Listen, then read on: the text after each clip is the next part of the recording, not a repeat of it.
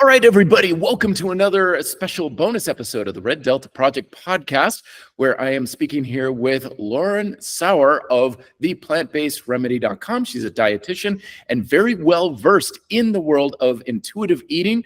And I wanted to bring her on to bring her perspective to you about how to eat a little bit more in the ways that are best for you and to break free of a lot of the shackles that come from a lot of the messages and negativity within our dietary culture. So without further ado, Lauren, welcome to the Red Delta Project podcast. Thank you for having me. I'm really excited to be here. Wonderful. So let's dive right into a little bit of your background then on how you came to the position that you're in now with your methods, because this isn't something that you just immediately jumped into right off the bat. You had a bit of a journey last time we were talking about how you arrived into the solutions that you have. Yeah, correct. So I knew I always wanted to be in the nutrition field. I had always had a passion for how the power of food has such an impact on our bodies, whether that is positive or negative. In high school, I had a family member who told me about how they went into remission for their cancer with a holistic approach. And that just kind of wowed me, and I was like, okay, I need to go into the nutrition field and figure out what this is about. And can it actually do that for a lot of other people? So I entered my degree. I was just, a kid going to college and just kind of, having fun, doing whatever. After my first year of college, I went home for the summer and I found some vegan YouTubers. And I was like, okay, I'm going to go vegan because I had really internalized weight stigma in college. I really didn't experience much in childhood. My parents never reprimanded me for eating certain things or not, or being a part of the clean plate club or anything like that.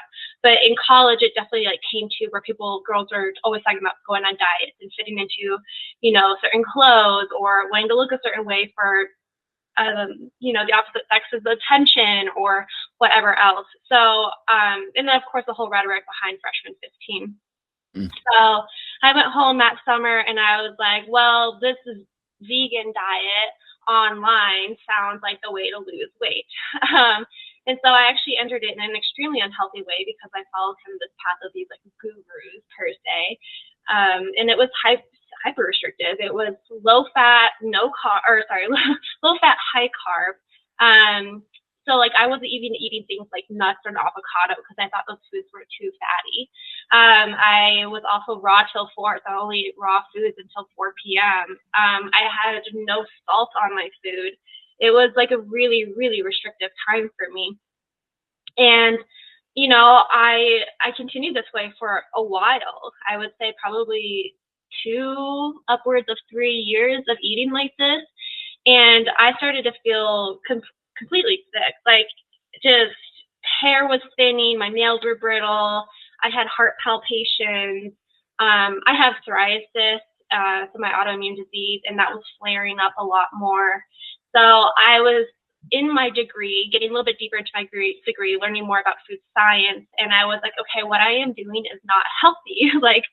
Obviously I can see in my body that it's not a healthy approach to food. So I started dedicating a lot of my research in my undergrad towards vegan nutrition because I wanted to know how to do it sustainably long term.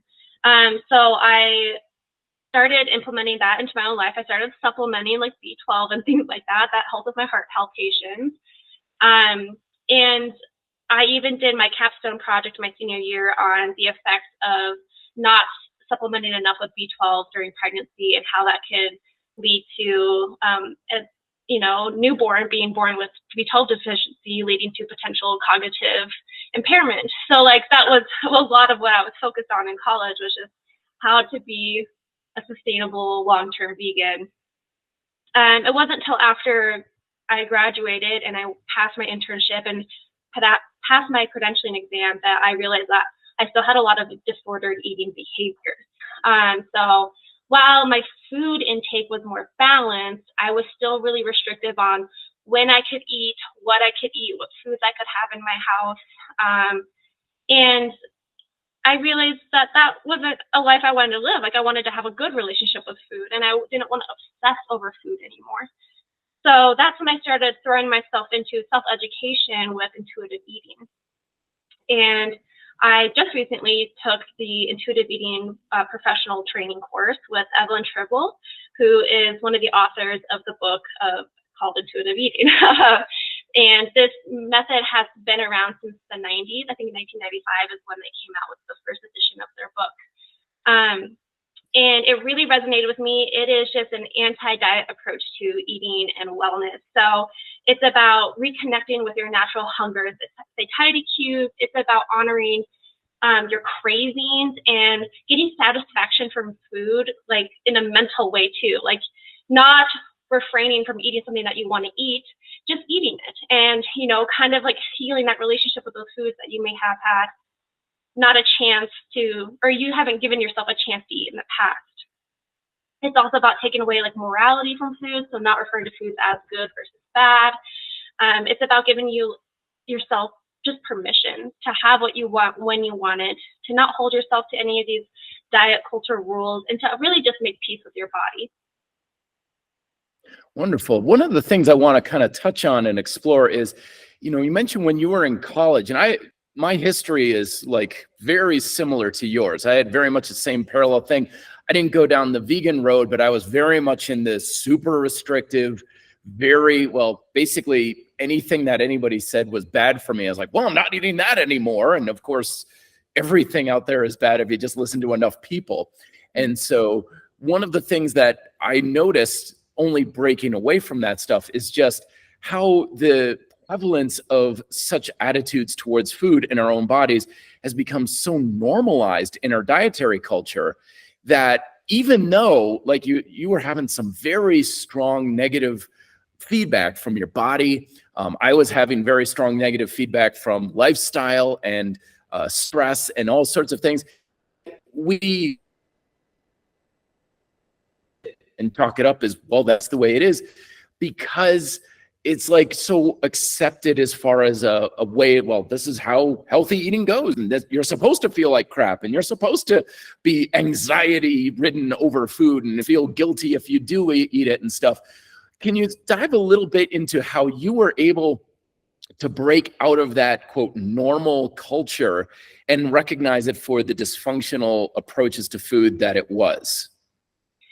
Yeah, it's a good question. It's hard. I don't really think it was like a specific moment that kind of like triggered me into being like, what the hell am I doing? But I think it was like more of like a slow build. So I definitely actually, you know how Instagram shows you those like memories, like what you posted like 5 years ago. I saw one recently of when I was in my internship, and it was just me talking about like, well, there goes my bikini body for the summer because I baked cookies or something like that. And I was like, I can't believe I talked like that. And that was only like 4 years ago. And so actually that kind of brought up this idea of like, when did my thought process change on this, like specifically? It really started when I started my business, I would say, because when I first started my business, I was just specific to vegan nutrition. Generalized vegan nutrition, just making sure people had the right nutrients and supplementing and things like that. And then I was like, this doesn't feel right. Like I'm not passionate about, like I am passionate about it. Like I am an expert in vegan nutrition, but like it doesn't like fuel me per se. So I was kind of thinking about it, and I was like, well, like I personally had an experience of disordered eating within veganism.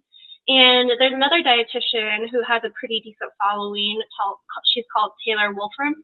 And she does this whole thing where she works with disordered eating and eating disorders within veganism. And she's been an inspiration to me. So I kind of like looked into that a little bit more, and I was like, okay, like, you know, this is something that I want my business to be too. And when I was first in my business too, just talking to clients about like generalized vegan nutrition, I started to realize that there's a specific way of counseling clients. And just telling them what to do isn't enough.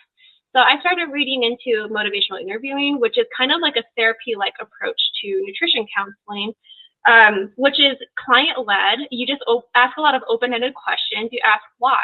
Why could it be that way? Why do you feel that way? What started that emotion? And getting deeper into paths like that and communication like that really leads back into this connection to the body and the soul and the spirit of why do you function this way? And so I started to see really the connection between that, the connection between disordered eating.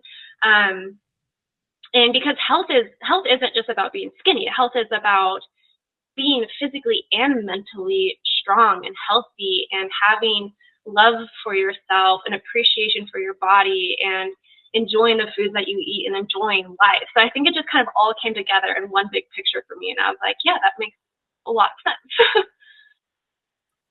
Very good. So the thing I think that's so pervasive and persuasive in chronic diet culture is this idea that it's not supposed to be healthy to a large degree. Like there's supposed to be some part of either your body or your mind or your lifestyle that is supposed to suffer for the result.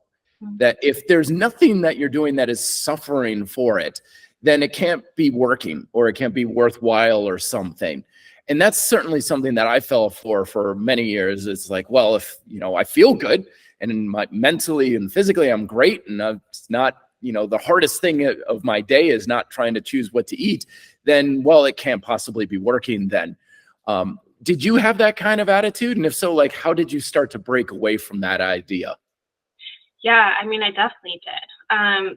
I thought like I had to eat at certain times every day. I had to eat breakfast, lunch, and dinner, and it had to be certain foods. And, while it's important to get in a variety of foods and important to kind of be, conscious of your protein intake and things like that, it's not like you have to have, a lot of people do like just like bland chicken with rice and broccoli every single day, every single meal, right? Like that can get just tedious and tiresome. And is it really that enjoyable? And I think like the biggest thing that helped me change my mindset around that was understanding like the therapy side of it and understanding that I was disassociating from my own body, disassociating from like what actually brought me joy.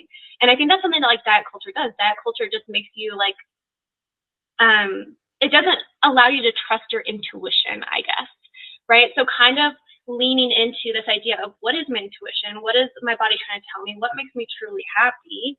And how can I, and you have to unlearn this. How can I unlearn it? Like, how can I challenge myself to unlearn these tiny little things? I would actually say that the last final diet rule that I gave up, which was probably a year ago, and it took me that long. I've been practicing intuitive eating for 4 or 5 years now, maybe 3-4 years now that I think about it, but like, I still held on to like tiny little diet rules without realizing it. And one of them was salt and vinegar chips, out of all things.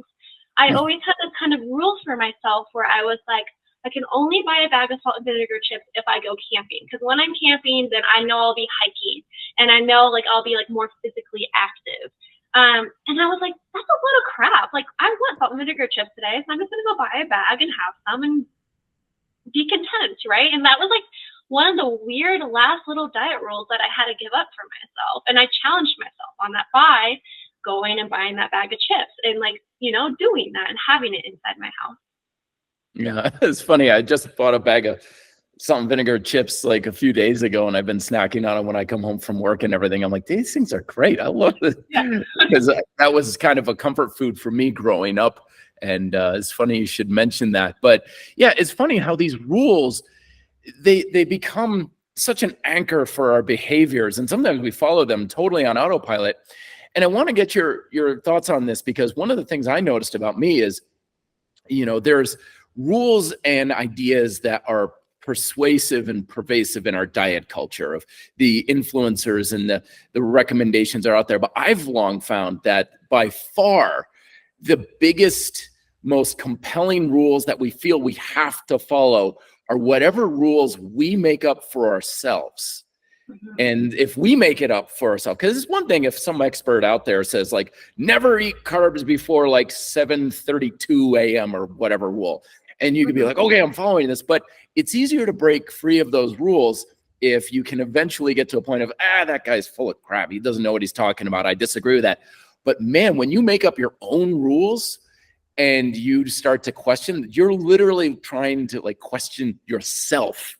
And that's much harder to do. At least I found that to be the case. What are your thoughts on that? Absolutely. I totally agree with that. And something that I teach my clients is like having like a toolkit. So this goes into like, assessing if something online is true or not. So assessing if something is myth versus fact, assessing if a photo may be digitally edited, assessing if there's any like a certain cult following, like a certain like social like manipulation, if you will, happening. So when you can start assessing things that are outside of you, and like you said, it's easier to do that. It's easier to assess these things outside of you, and you start, addressing those things and working on those things and getting those kind of out of the way, then you can start kind of turning more inward and focusing on, okay, so what are you still believing in that is detrimental to your overall health and well-being and makes you feel confined and restricted, and why? Like, why, if everything outside of you has been resolved, why are you still feeling this way internally? And it's crazy. Oftentimes, so I talk to my clients about past, present, and future, where you need to heal your relationship with your food and your body image from your past. Like, what happened in your childhood? When did it start coming to surface? And why? Like, why did you hold on to it? Why did you run with it? Your present being, what are your current barriers? Why aren't you able to make these changes and maybe address those things? Like, is it, something that is scary for you to address and you just kind of push it back and don't want to talk about it? And then also future, like, how can you sustain these habit changes over time? Because also it's not super easy to be like, I'm just going to start intuitive eating this year and then never think about it again. It's a lifelong journey. You're constantly challenging yourself. You're constantly challenging what the media and influencers are telling you. And so you really need to have this strong self-belief system, which is something I talk about too. I kind of take like a spiritual, if you will, aspect into my business of, creating affirmations and building a strong self-belief system and having responses to people who challenge you, whether that be friends, family, partners, like strangers on the internet, right? Like, how can you solidify your self-belief system to know that what you are doing is best for you? I like that last little bit you put in there, that's best for you, because we're all different. And I think one of the biggest challenges with this sort of thing, because I fell into intuitive eating again. I read intuitive eating when I think it was out a couple of years after it was published, again, late 90s. And one of the things that I had the hardest time with was, again, starting to just trust myself a little bit, because so much of dietary culture is you can't trust yourself. You're weak. You're going to be eating nothing but junk food. If you leave yourself to your own vices and stuff, you'll never eat another vegetable again. You need the diet to save you from yourself. There's a lot of that rhetoric out there with dogmatic approaches of you're flawed, you're weak, you're going to be falling down a dark rabbit hole if you are left to your own devices. You need something external to save you from yourself. But intuitive eating says, no, you can rescue you from yourself and you can do this on your own. In fact, that's a better, more stronger approach. So if someone's starting to think about this a little bit, how do you address that fear of, but I can't trust myself to make good decisions. If I rely on myself, I'm just going to eat nothing but junk food. What do you do to address that? So it's so different with every person. I can't just give a blanket recommendation for that, which is why, when I work with clients, it is completely individualized approaches. I've had clients who, I've had a client who had such a strong draw to pizza as being the quote unquote vice for her. And she had other food rules and we were able to work through those and seemingly she addressed them really well. But when it came to pizza, it was this scarcity thing. And it's so different. So with her, it took months of just being how can you challenge your thought process? When have you ever had a time in life where you couldn't get pizza? Where is this scarcity mindset coming from? Because her thing was that she wouldn't really have pizza in the house, but when she went out to eat, she would get pizza and kind of quote unquote go overboard about it. And so she had to start doing kind of exposure therapy, which means that she goes to these restaurants and gets these pizzas and in the moment, questions herself. She's like, what do I feel like in this moment? What's drawing me towards maybe being in an obsessive approach to this pizza?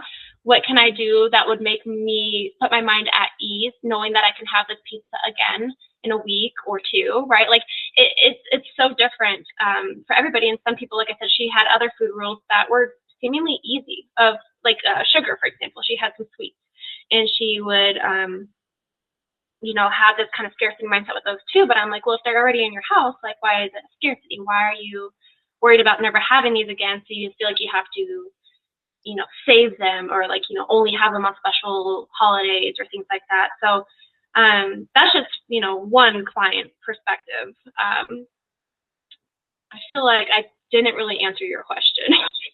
Well, I think you're really kind of getting around to the general approach, because the basic lesson that I keep picking up from what you're talking about is this is a process. Like, this isn't a fix. It's not like going to a mechanic and saying, okay, fix my car, or having one weird trick that fixes your diet or fixes your weight loss issues or anything. This is an ongoing process. And as such, there's a lot of learning. There's a lot of self-discovery. There's a lot of introspection and experimentation. It's like, okay, I did this. Maybe that wasn't the best thing. I'm not really feeling so good about that. And then you keep exploring this. And again, I see a lot of the dietary culture really tries to inhibit this, because you're supposed to largely tune out and become numb to these things. You're supposed to be numb to food, numb to your body, numb to your feelings.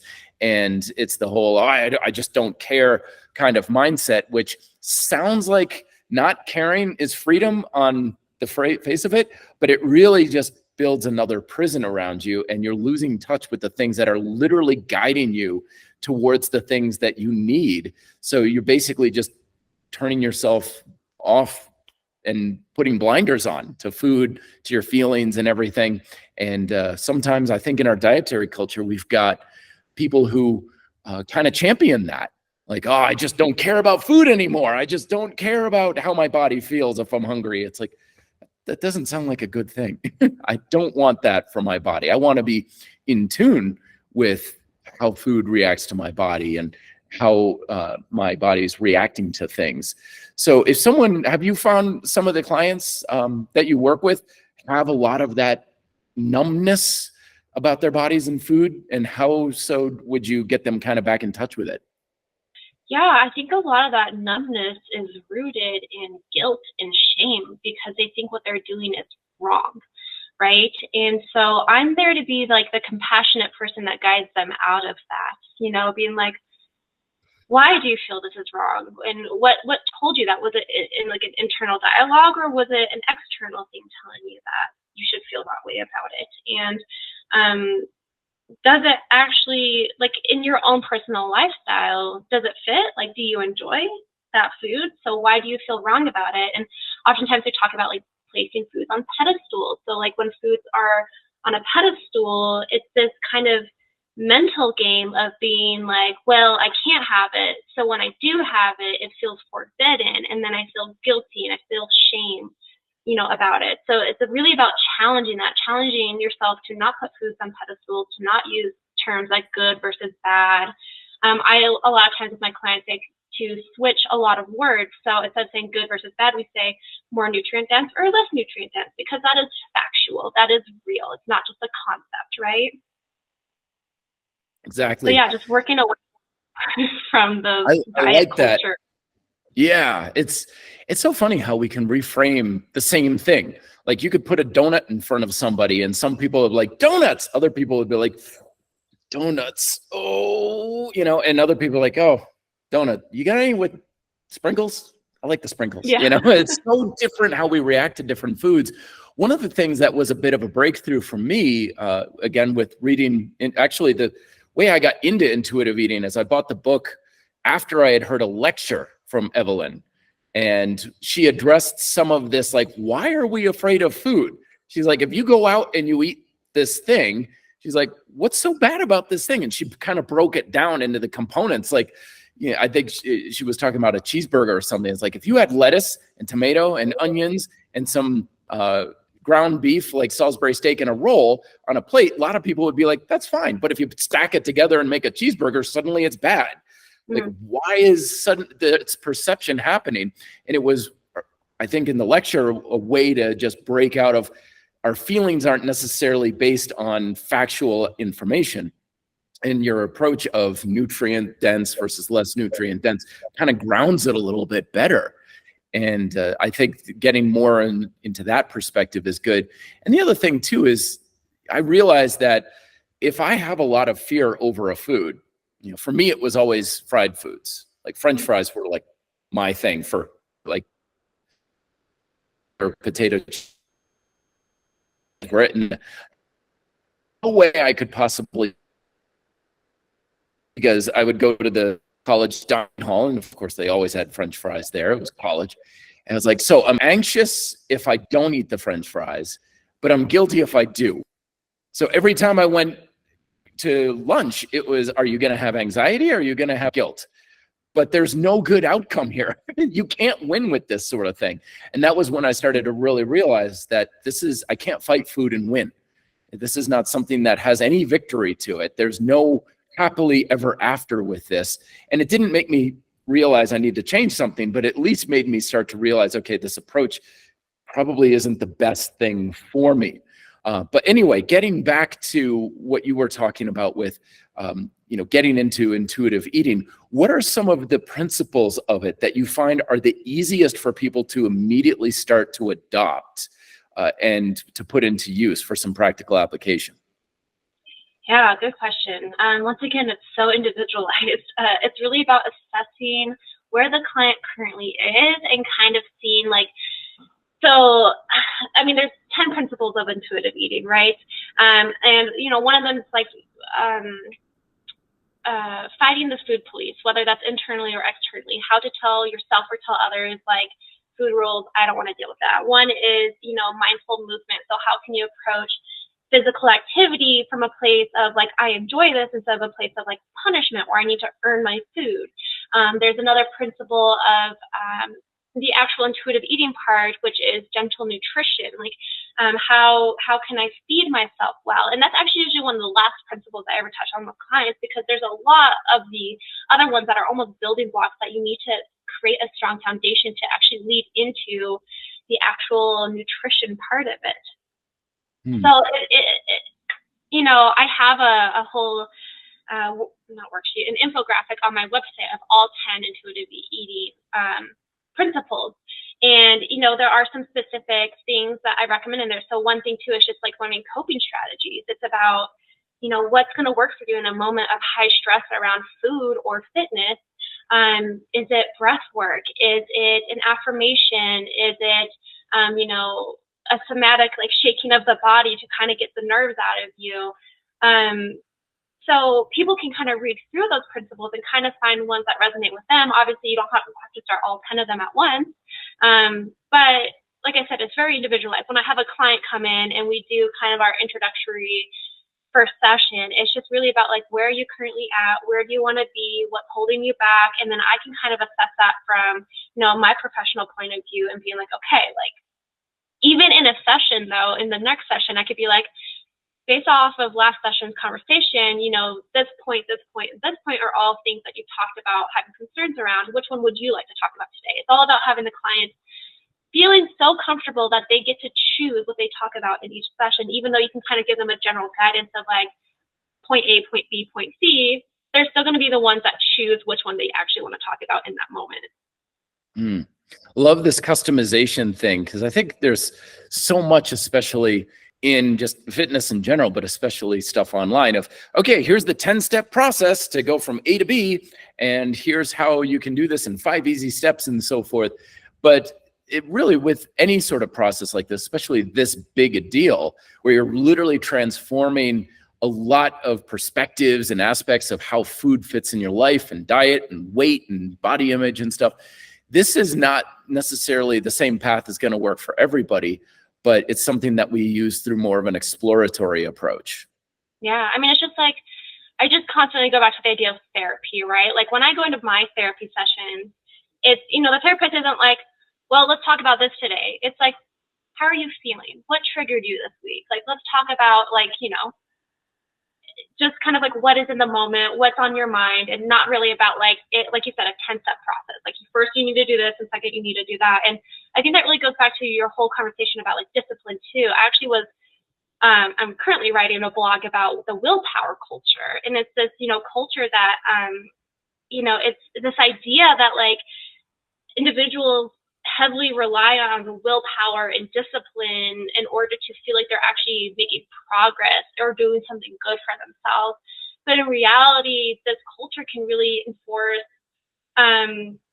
disordered relationships with food, disordered relationships with fitness. It can lead to burnout. I know I talked about that, you know, when we saw each other last, when I did that presentation at Capra, and it was about, you know, approaching fitness from a place of mindfulness, not approaching it as like a punishment or as, you know, hitting a certain, I don't know, I talked about like numbers, right? Like you, instead of being like, I can do 10 pull-ups, and you keep trying to do that and trying to do that, and then you quote unquote fail, and then you don't feel like you want to keep trying anymore because you're burned out on pushing yourself so hard. Instead, you can just be like, I'm going to count colors. It's going to be, every time I do a pull-up, it's going to be like purple, green, yellow, right? Just because like you get away from this idea of having like a strict goal per se, and you're just doing it because you enjoy it and because it feels good and because your muscles are growing, instead of being like, I'm only successful if I hit 10, you know?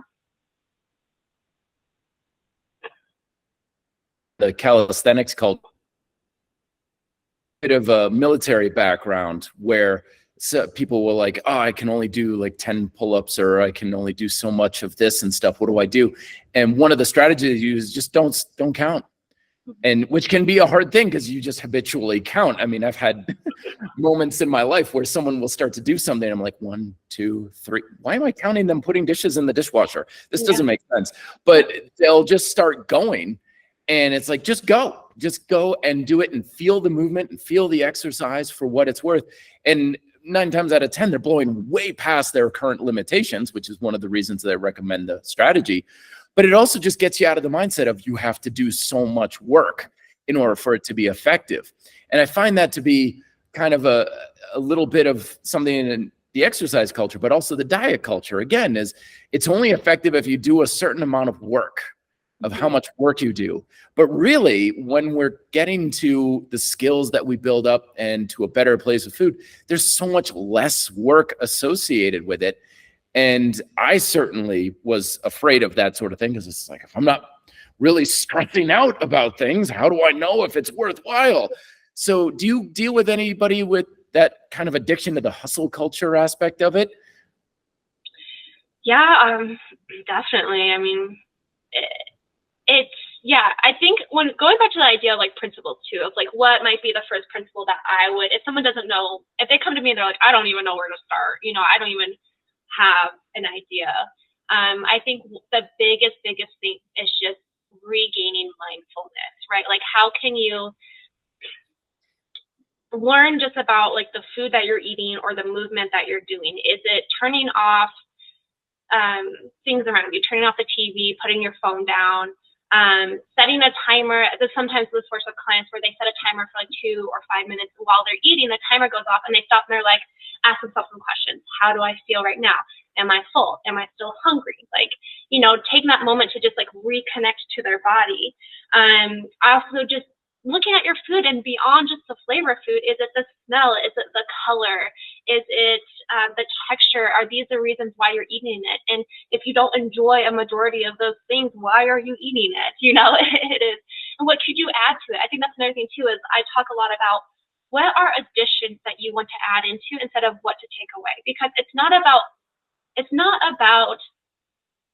taking away the quote unquote bad things, or, you know, like trying to punish yourself by taking things away, but it's about what can you add in, you know, like what can you add in that would just make you feel better, make you enjoy it more. And I think like when people are able to make that kind of mind shift, a whole world opens up for them. Yeah, I fully agree. That was a huge one for me too. I'm reading a book by a friend of mine, and she talks a lot about Japanese perspectives and her food cultures from Japan that she implements and stuff. One of the things that she talks about is what can you add into the diet to make it even better? And so it's just from a simple perspective of, okay, you're making this dish. What little things can you just add in, a seasoning or an herb or a vegetable or something to just enhance the whole thing? And that's one of the biggest shifts that I ever made when it came to diet, is having as much stuff coming in and benefit. And then I kind of reversed that in my mind. I was like, why did I think that my diet would be healthy just because I don't eat French fries? Like that's the one thing. Well, I didn't eat French fries today, therefore I had a healthy diet. I'm like, you could have eaten a horrible diet and you still qualify it as good today because you didn't eat French fries. But when you look at it from the perspective of how much am I getting out of this instead of what am I taking out, then you're right. It's a total game changer. It's 100% different. And you're now going on how much benefit can I get versus how do I avoid this supposedly negative thing, which may not even be that negative to begin with. And I think that goes into too, just like looking at what they're currently doing and like giving them, you know, praise for what they're currently doing. So like if they're eating salsa, I'm like, hell yeah, that is a serving of vegetables. Like, look at you go. And just like letting them like really be aware of that and be like, yeah, I did have a serving of vegetables, you know, and like have them feel good about that. And then being like, okay, so like what else could you add to make that more, you know, if you're having chips and salsa, what could you add to make it a little bit more filling and keep you full a bit longer? And it's something like, you know, adding chickpeas into the salsa, adding like a little source of protein, right? And that is an addition, and it's small and it's achievable, and people are like, yeah, that sounds great. You know, like I can do that. That's a step I can take. And so it's just, you know, tiny. It sounds so minute. And actually I use a lot of worksheets in my practice too that are kind of elementary. Sometimes I feel bad giving them to adults because I'm like, this is like a worksheet for a child, because it's like, there's one that's called, oh gosh, I'm forgetting the name of it, but it's a worksheet by Evelyn Tribble, and it's about, it's a flower, and there's a bunch of petals on it, and every petal you're supposed to write a quality that you enjoy about yourself, which is actually really hard for people to do, you know? And so it may feel really elementary to like, you know, sit there with a worksheet with a flower on it and to like write into the petals, but like it really helps you reconnect to your body and reconnect to your mind and understand what your values and your beliefs are. And sometimes, you know, we always hear in like the whole therapy world that it's like you first have to heal your inner child. You first have to address your inner child and heal that relationship before you can really move forward in your adult life. I like it. There's so much about our approach to food that is from our past. You know, working with clients now, I recognize now that I am very fortunate that I grew up in a lot of very positive food environments. Like we had a big garden when I was growing up. We always sat down and had a homemade dinner, you know, as a family kind of thing. And I figured, okay, that's just how life is for like everybody, right? And now, of course, being in the professions that I am, it's like, what do you mean you think a Snickers bar is good for lunch and that's it kind of thing? And recognizing that some of these behaviors that people have, it's like, well, that's how I always ate, you know, as a kid.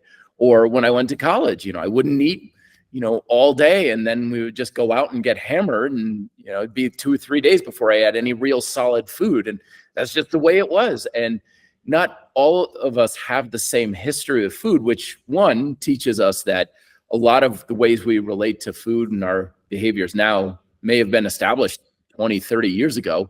And two, that if it was established back then, it's not the same as everybody else. It's not, quote, reality. We all have our own little reality. And when we recognize that, it's like, oh, well, if that's not the only reality out there, maybe I can start to swap it out for something else. Yeah, and I think it's something to say too about the fact that, you know, kind of to me, it sounded like when you're like, oh, I had a Snickers, right? Or something that it seems like a choice of someone being like, I just chose to eat a Snickers today. But also we deal with a lot of people who have like food deserts.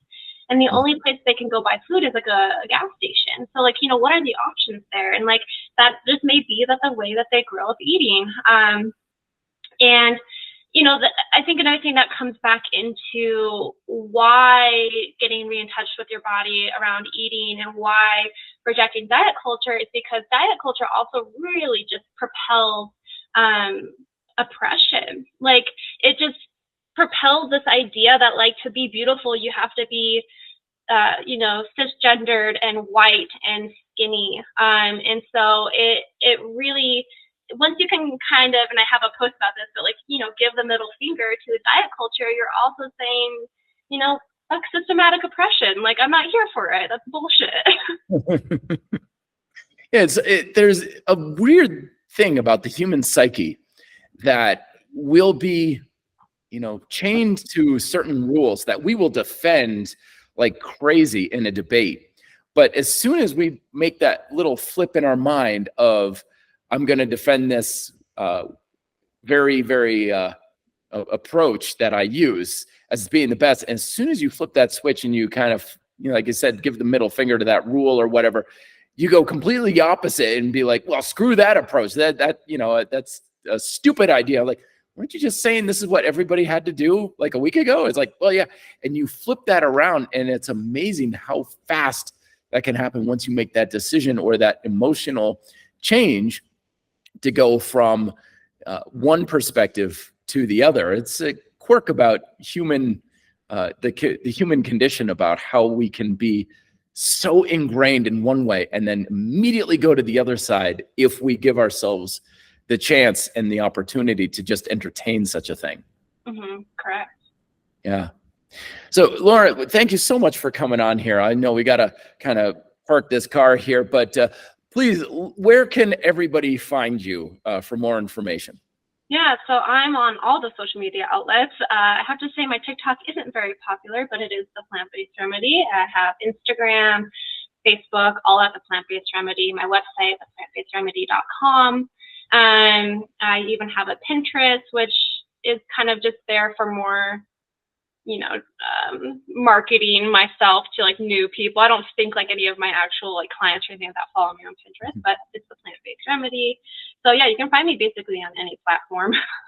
Wonderful. And links are down below, folks, to all this as well for quick access as well. But Lauren, thank you so much for your time and coming on here, sharing your history, your perspectives, and your lessons with it. I do sincerely appreciate it. Yeah, thanks for such a great conversation. I loved it. Wonderful. All right, folks, check out Lauren's stuff down below. Let me know if you have any further questions, reddeltaproject@gmail.com, and I will talk to you next time. Till then, be fit and live free.